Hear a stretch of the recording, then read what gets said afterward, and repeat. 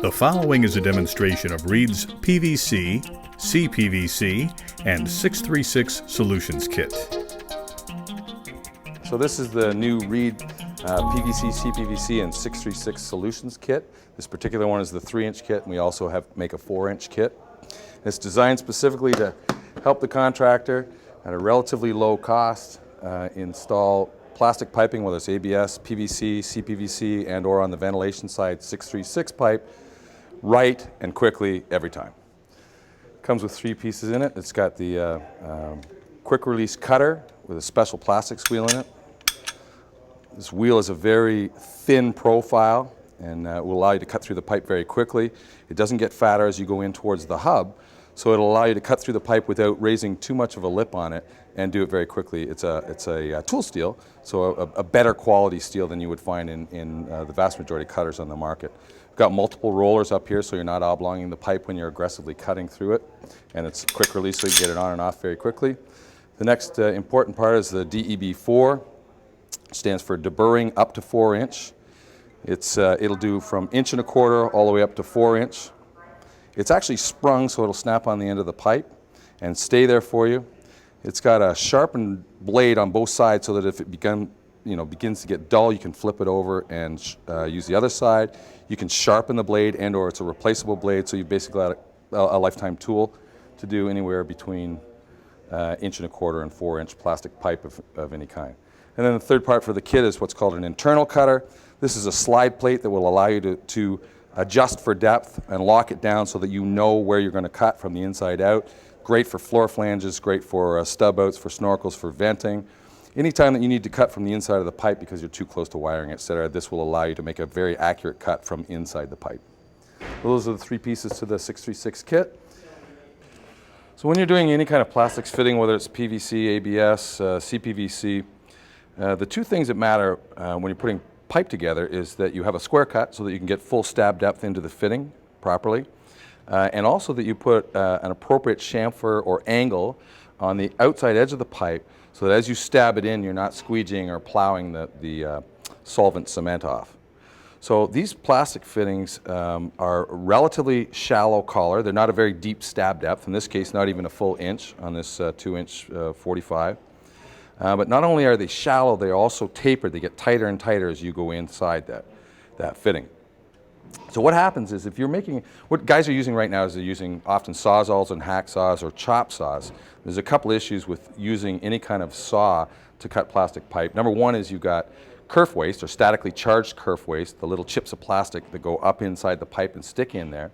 If you're using the pipe for ventilation or pressure, you don't want any chips of plastic inside your pipe if you're using it for a pressure system. If you're using the system for, or the plastic piping system for ventilation, you don't want condensate carrying plastic chips back down into the appliance and jamming up the trap, or on the supply side, the air intake side, dropping it into your appliance. So you don't want to have statically charged kerf waste inside the pipe. And also, more importantly, with sawzalls and hacksaws, you can't get a square cut. And if you're out of square, then you have issues with regard to how deep you can get into this fitting. When you put plastic pipe into that fitting, you can actually feel that you're almost a third, sometimes a halfway in. So if you look at that dirt mark right there and there, it'll show you that you're a third of the way into that fitting before you begin to actually make contact with pipe to pipe. Because this is getting tighter and tighter as you go inside that fitting, you need to make sure that you've got an appropriate bevel on the end of the pipe, because what you're doing is a chemical weld. You've got solvent cement, which is impregnated obviously with solvent, and in this case PVC, and some pigment, some coloring, so that you know that it's there. You need to make sure that you have proper distribution of that solvent on the end of your pipe. A cut made with a tubing cutter or a saw or of any kind, you've got a square raw edge that as you stab that pipe into the fitting, you're scraping the solvent off. They call it plowing or squeegeeing it. You're taking all that solvent and you're doing a chemical weld, you're removing it and ramming it inside the fitting. What happens, guys will feel it all the time, you'll solve on both sides, you stick your pipe in, you give it your quarter turn to get the distribution.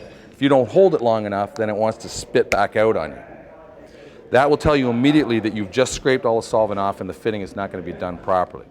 So the two key things for any guy who's putting plastic pipe together is that you can do a square cut and a clean cut, and that you get the appropriate bevel on the end of the pipe. The reason guys are using sawzalls, hacksaws, chop saws, ratcheting shears is because they think that they're quick. And one of the most important things to any contractor is that you're able to do the job not only quickly but also do it right. So a square cut is key. One of the things about sawzalls in particular is that it's not about the cost of the sawzall, it's about the cost of what they call consumables, which is in the life of the span of your battery and your sawzall, you're going to spend somewhere in the neighborhood of $4,000 on blades. So you can go into a job site with this case and your 3 tools in it. You don't require any power. If you're using a ratcheting shear to cut through the pipe, if it's cold weather, you're going to split the pipe longitudinally, and that's also an issue. So with this proper plastics tubing cutter and that plastic tubing wheel, you can make exactly the right cut very quickly. That's quicker than a sawzall. Much more importantly, you've got a square, proper, clean cut. But because you're using a tubing cutter, you're actually pushing plastic out of the way, and you raise a lip on the end of the plastic. That will scrape or plow your solvent cement off. So you need to put an appropriate bevel on the end of that pipe so you get proper solvent distribution as you enter the fitting. Your DEB4 just snaps on the end of the pipe. The blade rubs up against the side. It's set on a 15-degree F bevel. As you turn it, it shaves beautifully off in one revolution, exactly what you need on a uniform bevel without any burrs in it. That will allow you to have a very nice insertion into the fitting without scraping off the solvent. So I'm going to show you, here's a square raw cut. When we stuff this into the fitting, I'm just going to push it in tight enough till it actually makes contact, so I know I'm now scraping the solvent off. If you look inside that fitting and see where that landed in the fitting, you know that you're going to scrape the vast majority of the solvent off of there. If you pull that out and take the beveled end that I just did and insert it into the pipe without any greater pressure, you've now almost hit the bottom of the fitting without even pushing on it. So now, not only have you got to where you need to be in the fitting to make the fitting work properly, you also have proper solvent distribution so that you're going to get the proper weld. This is a chemical weld you're making. So the third tool that the 636 kit comes with is the internal cutter. Reed's internal cutter also has a sliding plate so you can actually set a depth that you want to make your cut at, and allows you to give a 90-degree cut on the end of the pipe. There's an adjustable Allen key so you can slide the plate to the depth that you want.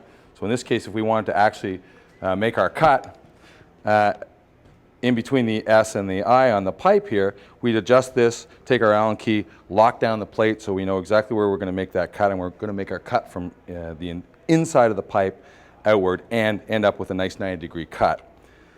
These tools are perfect for, plumbers love them for floor flanges, shower drains, pool guys. You can also get this with an abrasive blade on the end of it as opposed to the saw blade. So if you're up against masonry or in-floor heat, those kinds of things, you can make those cuts from inside out without destroying your blade every time. Now I have a nice square, clean cut from internally, so that if I was up tight against any kind of electrical or anything that I couldn't cut from the outside, I can make a nice clean interior cut. And obviously just throw your DEB4 on the end of that. Clean that burr off. Clean out your kerf waste. Got a nice clean cut for your proper.